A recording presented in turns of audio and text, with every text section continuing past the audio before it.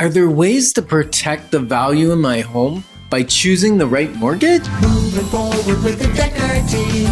Moving forward together with the Decker team. We've created for you free access to over 503 episodes where we share insider tips, how to grow wealth, how to make the most out of your home, and in general, just how to live a better life. And so you can get access to those from your home, the office, or even on the go. So the answer is absolutely Ken Decker. And we're going to discuss 3 different ways that you can protect yourself from variations in the market.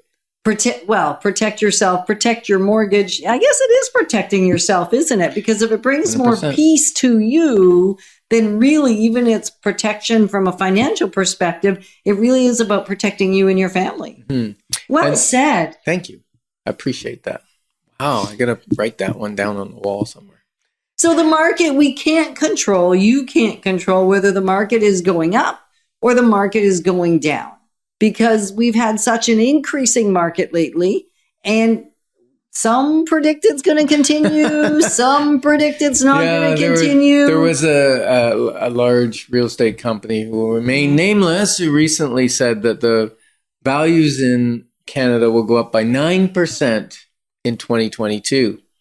And what I say is there's no way that they can say that. They just pulled that out of thin air. Yeah, okay, I'll say thin air. They just pulled it. They don't know. Who knows what the market's going to do? Who knows what inflation's going to do? But we do know that inflation is on the rise. We do know that incomes are going to increase. We do know that prices are getting more expensive for shipping, for fuel, for food, everything. So we are in an inflation state.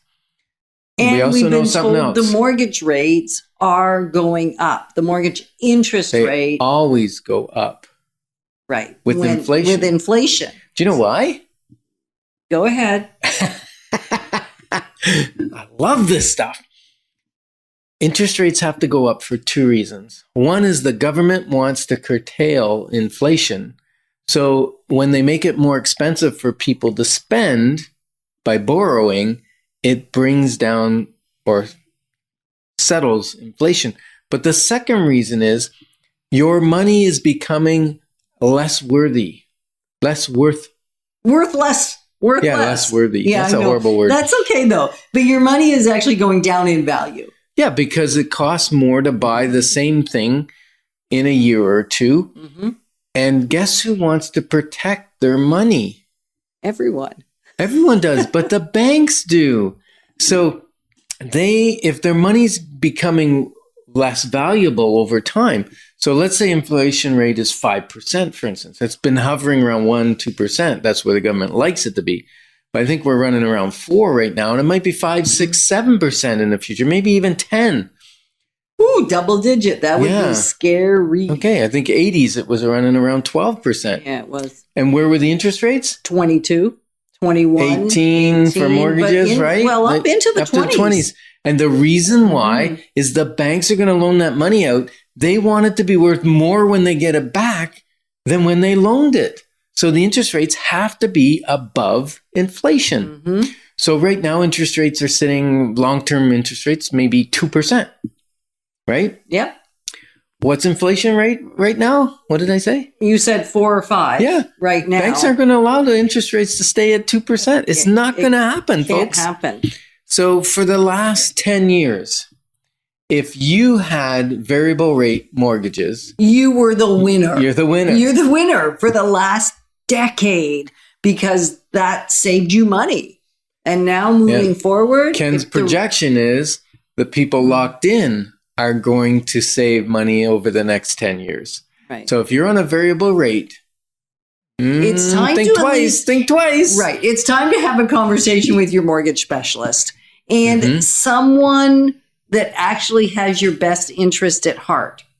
Like somebody that gets the difference between having a variable in a low interest rate time and having a variable in a high interest rate time. Well, still, if you buy it in a high interest time, it's still going to be cheaper than the long term. Yes. The difference is if the rates are increasing, you don't want to be in a variable rate mortgage. That's what I'm talking about. That's what I'm talking about. Right where we're on the same page. We are. We don't know. We speak the same language, and we're usually on the same page. We speak English. Yeah, I know, but we can get our words tripped. Okay. So just rethink. I think the big point here is rethink your mortgage strategy if you've been in a variable rate. Mm-hmm. Take the time to have some conversations, do some research, and consider when the right time might be to lock in so that you actually, in the big picture, save a whole lot of money. Yeah. And if you're thinking, hey, I've built up a bunch of equity in my house, maybe now's the time to buy an investment property or to buy a bigger property, sell this one, buy a bigger property, take all that huge windfall and move it into the next size of home. That's great. Just consider when you do that, whether it's buying an investment or buying a bigger home, think about locking it in and being able to afford it. And you might want to be even 5 or 10 years, right? 10-year mortgages, locked in for 10 years. It might be 1% higher, but who knows what the rates are going to be in 5 years from now. Right. And if they do what they did in the 80s, imagine how much you've just gained. And if it doesn't happen, you're probably still not far off because the rates are so good right now. Yeah. And don't overbuy. Right. Don't buy more than you can afford. And then once you buy or now you're in, be careful buying toys on credit. Right? Because if interest rates start to climb and you say, hey, Ken, I'm sticking with my variable rate because it's lower than the long-term fixed rate, and then they climb, you better have margin in your budget because the last thing you want to do is have to sell your home, especially with higher interest rates, may put downward pressure on real estate prices. Well, it often does. If you were in the real estate market in the early 80s, do you remember the number of properties that were power sale? People just handed in their keys because unfortunately, the payment when their mortgage came up for renewal, they couldn't handle the new payment. And if you only had 5% down or 10% down, it was less expensive to walk away than it was to lose the house to the bank 6 months from now or 8 months from now after making the big payments. And sometimes people just didn't even qualify. Yeah. That was the bigger issue. Didn't they qualify had for almost the new payment. No choice, couldn't qualify for the new payment. So we're not doom and gloom today, even though I'm kind of feeling like we're talking about it in a doom and gloom way. But really what we're saying is just get informed. It's caution because we've had it so good, so easy for so long that we've thrown caution to the wind. Buy it, it'll go up, no problem. And it did. And borrow it was. as much as you imaginably can because the rates are so low, they're almost free money. Yeah. Now, the best thing I can suggest is call a mortgage broker, get them to do a review of your mortgage, where you're at, what the possibilities are. And if you don't have a great mortgage broker, email us at info@DeckerTeam. Or you could call us. 613-860-4663. And we'd be happy to refer you to a fabulous one. Right.